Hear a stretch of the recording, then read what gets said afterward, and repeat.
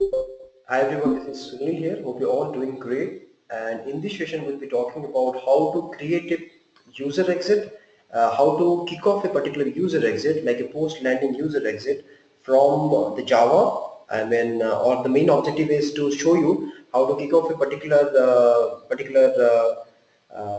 PL SQL procedure or an insert statement into in the user exits, using the user exits, right? So basically that's the topic about. Now I'll go through this particular program here. You can see the program. Basically it's importing certain set of libraries that you can see here, and this one is needed because I'm going to call my post landing user exit here. You can see that I'm implementing a post landing user exit, right? This one. And user exit context, this is important because this contains the JDBC connection, so you must import it. And the log4j I'm importing because I'm logging information in the server.log file, and this is needed because I am doing the thing in JDBC. I'm using JDBC, so whenever you need to use JDBC you must call this particular library, right? And here I'm implementing this particular thing, post landing user exit. This is the name of my class, okay, the program of the class. And you can see here, this is my logger. I'm initializing the logger here, and here you can see my method, and this contains user exit context. This is the most important thing because this is going to give you the JDBC connection. For example, if I see here, you can see here in the user exit context only, I'll get the JDBC connection name, and using this JDBC connection name I'm going to post the necessary things, okay? And my staging table name, my landing table name, and my previous PRL table name, all the information is there. And just to demonstrate this thing, I will be sending a message to the, I'll be logging a particular thing, that is this thing, to the user exit program. So when I run the user exit program, you can see this particular information in the logs, okay? And this is, I'm just variable I'm initializing is to the value of the get batch row ID, that is the job ID. And then I'm logging this particular information, and no, I am logging the information here. But if you want to use this, if you want to use this in a PL SQL block or anything, you can go ahead and you can do that, okay? You have to do that using this set string and all those things. And here, this is where the program actually starts. I am initializing, I'm opening the connection here, you can see here, and initializing it to null. And here I'm preparing the statement. What am I doing? I'm just calling one particular thing here. For example, I'm calling this procedure. This procedure is in my database. If I go here, this is my procedure. You can see its definition is basically truncating a particular table, right? So truncating a particular table. Now I want to demonstrate this particular thing. Let me insert data into this table. Let's say I'm going to do like values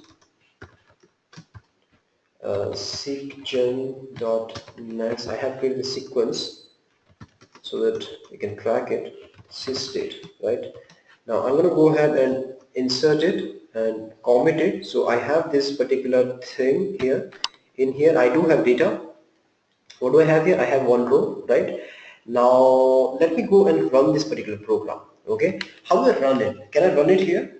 I mean, right now in the Eclipse, can I run it? No, you're not supposed to run it here. Why not? Why not? The reason is, you can see here the staging table name, the landing table name, the user exit context. What is the value of this, all this parameters? The value will be passed by Informatica during runtime. It means what? It means that you cannot run this program outside of the MDM hub, right? You cannot run outside. Why? Because if you're going to run outside of MDM hub, then who is going to pass variables? If you want to do it outside of the variable, outside of the MDM hub, then you have to simulate the whole situation, pass values into this and try to run it, okay? And you can see here, and finally I'm calling the connection. I'm trying to make it simple. I'm not giving any, I'm not giving any, sending any parameters, or you can say this this particular PL SQL code, this particular procedure does not have any in out or in out parameters, right? It's just a very simple program. Now when how do I run this program? And see, this is how you create this program. You go here and say new Java project, okay? And let's say if you want to say UE, like user exits, finish it off. And I do see a symbol here. What I need to do here is to get rid of this, go to Java build path and go here. So you click on edit, and yeah, this is my new GRE. So it was pointing to a wrong GRE, because of which this was happening. You go here and say new program, new class, right? And you name the class. This is the name of the program class, sorry. When you're creating a class, just name the class as this, because that's the problem in Java. The name of the class must be the same as the program name, right? You do that. Once you do that, then you're gonna have to add the libraries. For example, let's say, let me demonstrate this. Copy it, right? Create a program, a new class, right? And finish. So this class is created now, and you, whatever program you have, sample program, always better if you have some sample programs, because better not to start the things from scratch, right?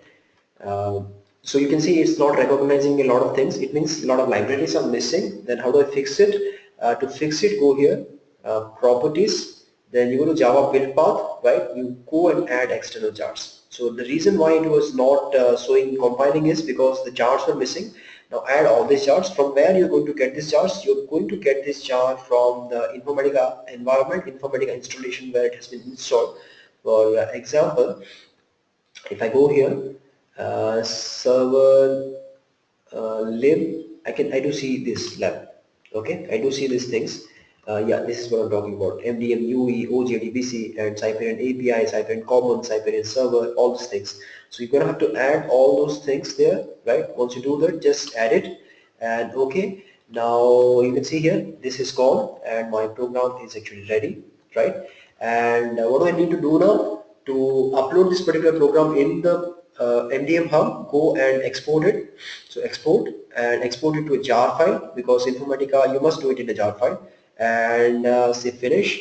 You just overwrite it, and then what you need to do is, you cannot run this program, again I'm telling you, you cannot run it outside of the MDM Hub. So go here and go to this user object registry, and I had a previous program. I'm going to have to remove this, because I want to upload the new program, because you cannot have more than one jar files at a single point of time. So you're going to delete it and then upload it. Go and upload this particular program here. Okay, and this is now done. Now how do I run it? You cannot run it. I mean, you understand this very clearly. They try to understand this very clearly, that you cannot run a user exit program. Then what's the point of creating one? Am I stupid? No. The thing is, the computer, I mean the Informatica software is going to run it whenever it needs it. Whenever means what? Let's say you've created a post landing user exit. Then it means that when you start a mapping, it's going to run it, right? Now let's say if you create a, let's say if you create a post load user exit, for example, let's say I'll show you how to upload more than one user exits. Let me upload this combined one. You can see here this contains two user exits, a post landing, a post load user exit, right? Let me remove this now and go ahead with our demo. Yeah, so user exit. Now my user exit program is already uploaded. Then how do I run it? You cannot directly run it. You just start the mapping, and then it's going to kick off that particular thing. And if you remember, we had what? We had some data in here, right? Now let's see if this is done. This is running, and once this is done, data should be truncated from this table. Is it done? Yeah, good. So you can see this particular statement is executed, right?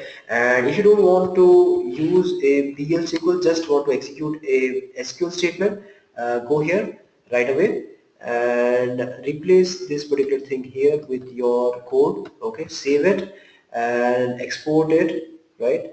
Export this to a jar file, and then just a finish. Yes, right? Go back to this user object registry, remove this particular thing, then and add your user exit program. Okay, okay, and it's done. Now if I run this, what will happen is one row will be inserted right into my this table.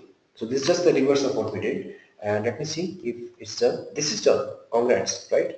So in this tutorial you learned how to create a particular program and how to execute it. For sample set of programs, you can always log into the website. This contains all the sample set of programs.